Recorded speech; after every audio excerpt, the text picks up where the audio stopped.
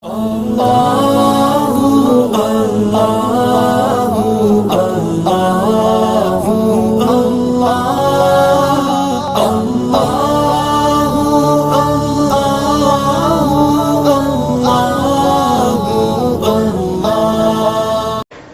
حسد کبائر میں سے ہے۔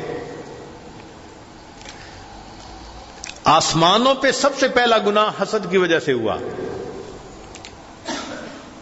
شیطان ملعون نے آدم علیہ السلام سے حسد کیا،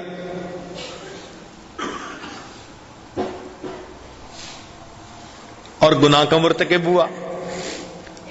تو حسد کی وجہ سے آسمان پر پہلا گناہ ہوا، اور حسد کی وجہ سے ہی زمین پر سب سے پہلا گناہ ہوا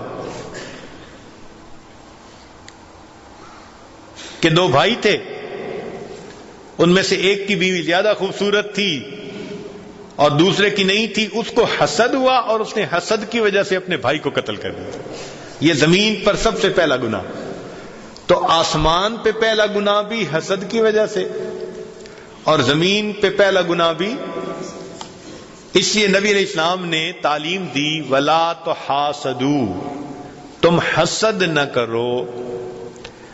حدیث مبارکہ سن لیجئے ذرا، غور کرنے کی بات ہے۔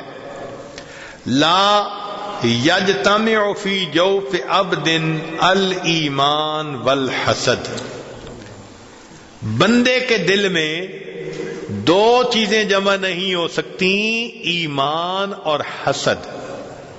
حسد آتا ہے تو ایمان رخصت ہو جاتا ہے، یہ دو چیزیں اکٹھی نہیں ہو سکتی۔ لہذا جو اپنے دل میں حسد محسوس کرتے ہیں وہ اپنے ایمان کی خیر منائیں، کیونکہ نبی علیہ السلام نے فرمایا کہ ایمان اور حسد یہ دو چیزیں ایک دل کے اندر جمع نہیں ہو سکتی۔ اور یہ بھی فرمایا کہ الحسد یاکل الحسنات کما تاکل النار الحطب، کہ جس طرح آگ خشک لکڑی کو کھا لیتی ہے، حسد اس طرح انسان کی نیکیوں کو کھا جاتا ہے۔